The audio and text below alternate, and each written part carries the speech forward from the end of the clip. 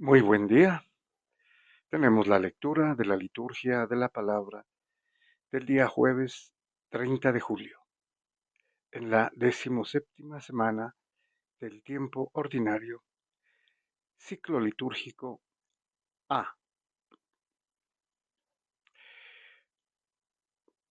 Celebramos a San Pedro Crisólogo, obispo y doctor de la Iglesia. Bueno, este santo italiano del siglo IV eh, se lo conoce como Crisólogo, o sea, palabra de oro. Y es precisamente por su poder de persuasión eh, y de predicación, convirtiendo a los paganos. Pedro Crisólogo fue obispo de Ravenna y fue eh, un ejemplo de virtud, de humildad y del manejo de la escritura y de la palabra. Muy bien, pasamos a la primera lectura. Continuamos con la lectura del libro del profeta Jeremías. Tenemos el capítulo 18, versículos del 1 al 6. Nos dice el profeta Jeremías: palabra que el Señor dirigió a Jeremías. Anda, baja al taller del alfarero, que allí te comunicaré mi palabra. Bajé al taller del alfarero, que en aquel momento estaba trabajando en el torno.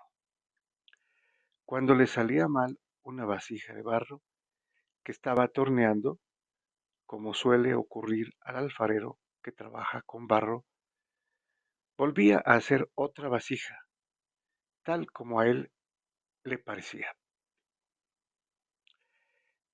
Entonces el Señor me dirigió la palabra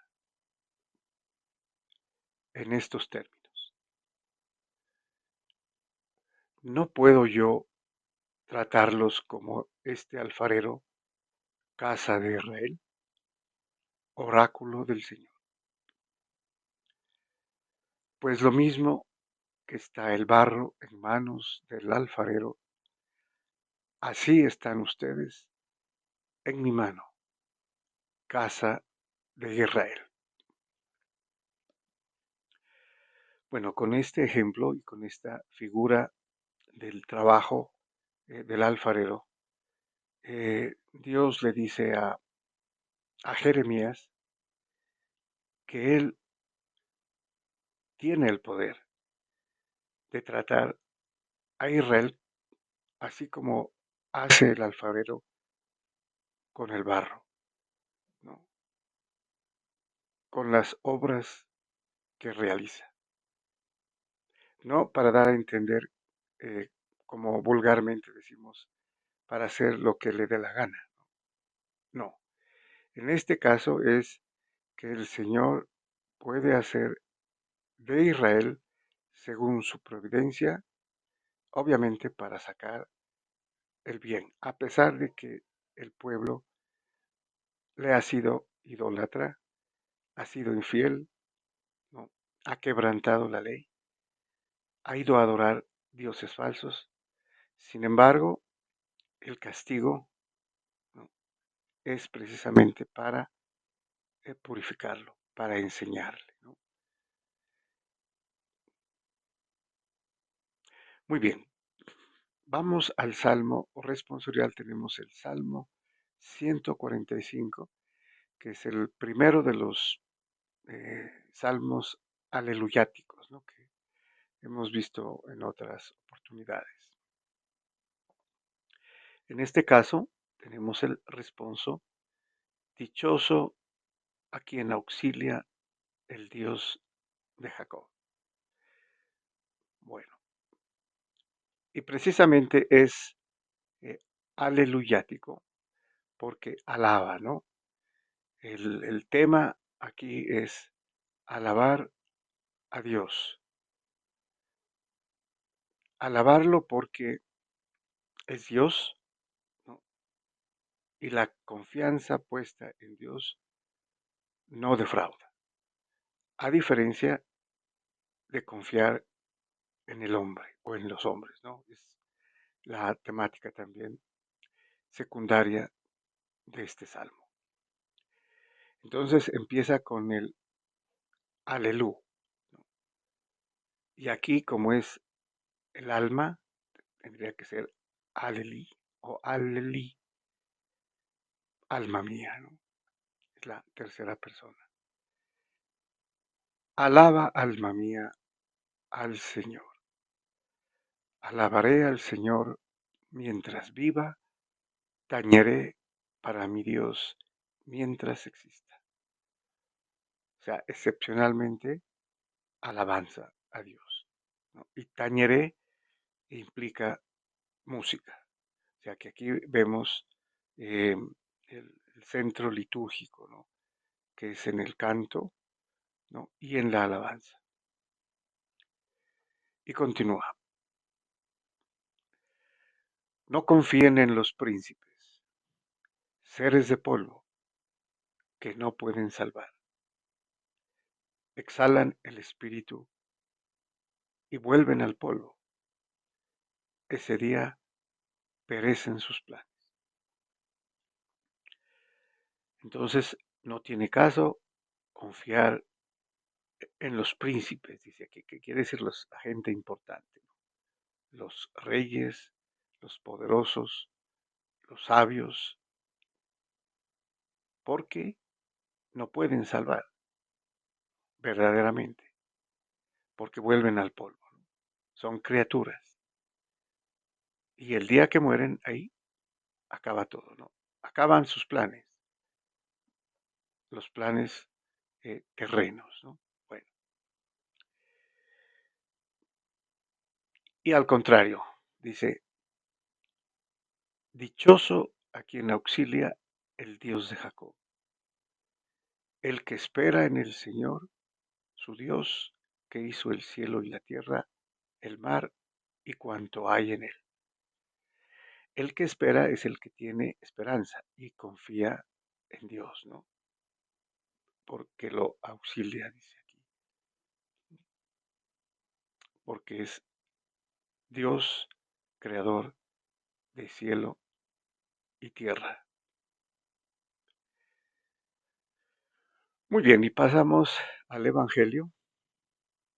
Tenemos la lectura del Santo Evangelio según San Mateo, capítulo 13, versículos del 47 al 53.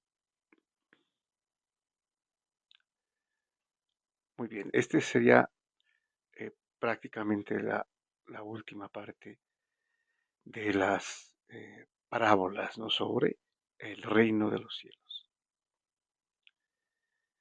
Y nos dice San Mateo, en aquel tiempo dijo Jesús al gentío, el reino de los cielos se parece también a la red que echan en el mar y recoge toda clase de peces. Bueno, aquí tenemos entonces una alusión, ¿no? O una referencia a la Iglesia Católica Universal. Y vemos el universalismo cuando dice que echan la red al mar y recoge toda clase de peces, ¿no? Entonces la red acoge, envuelve a todos los peces, ¿no? Buenos y malos, así como la iglesia está integrada por hombres cristianos, ¿no? Que se han hecho parte de la iglesia, pero que también hay buenos y malos, ¿no? Aquí dice toda clase de peces. Bueno, entonces el mar sería el mundo, la iglesia en el mundo, ¿no? Acogiendo, eh, predicando la palabra y acogiendo también a los cristianos, ¿no? Bueno, y consigue, cuando está llena, la arrastran a la orilla, se sientan y reúnen los buenos en cestos y los malos los tiran, los peces, ¿no? Entonces, lo mismo sucederá al final de los tiempos. O sea, es una figura del juicio final. Se separan los peces malos de los peces buenos, a los peces malos los tiran, ¿no? Saldrán los ángeles, separarán a los malos de los buenos y los echarán al horno de fuego. Allí será el llanto y el rechinar de dientes. Aquí ya nos dice que esto significa, especialmente cuando se escogen los peces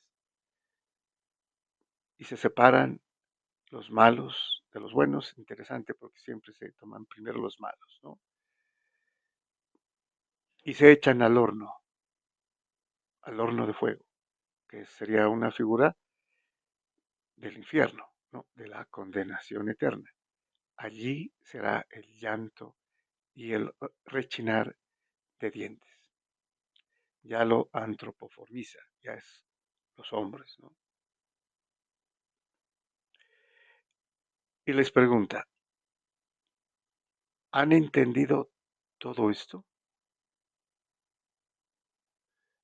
Ellos le responden, sí. Bueno,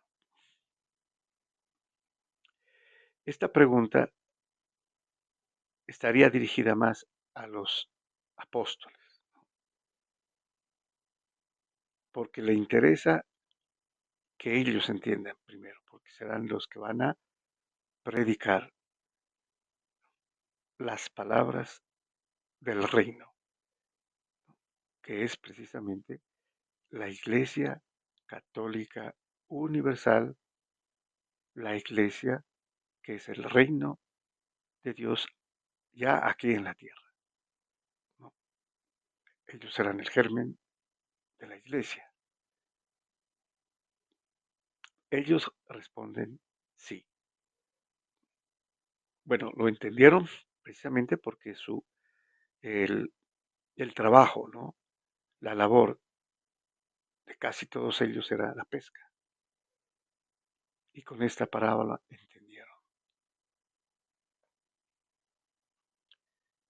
Y continúa. Él les dijo, pues bien, un escriba que se ha hecho discípulo del reino de los cielos es como un padre de familia que va sacando de su tesoro lo nuevo y lo antiguo.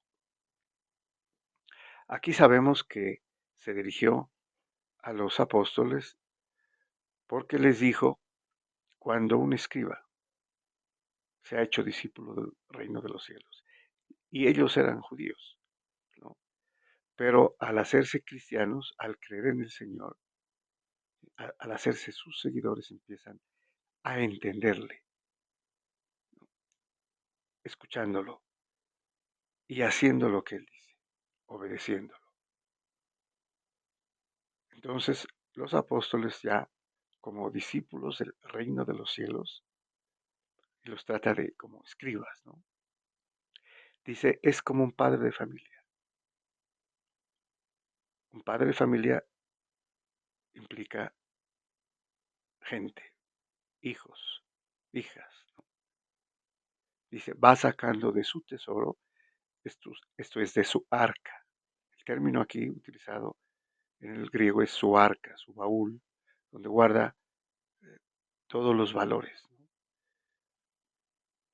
Y va sacando de su tesoro lo nuevo y lo antiguo, porque primero ha depositado más probablemente lo antiguo y encima lo nuevo. Pero esta es una referencia interesante a las Escrituras. Aquí está el Nuevo Testamento y el Antiguo, ¿no? Los dos testamentos que hacen parte de la Escritura, porque están como tesoro. No es el uno sin el otro, son los dos porque la Escritura, Antiguo y Nuevo Testamento, son palabra de Dios. Como decía San Agustín, ¿no? El Nuevo Testamento está escondido en el Antiguo y el Antiguo se revela en el Nuevo. Entonces son los dos importantes. Bueno, cuando Jesús acabó estas parábolas, partió de allí. Aquí terminan entonces las parábolas del capítulo 13 de San Mateo. Muy bien, muchas gracias y bendiciones.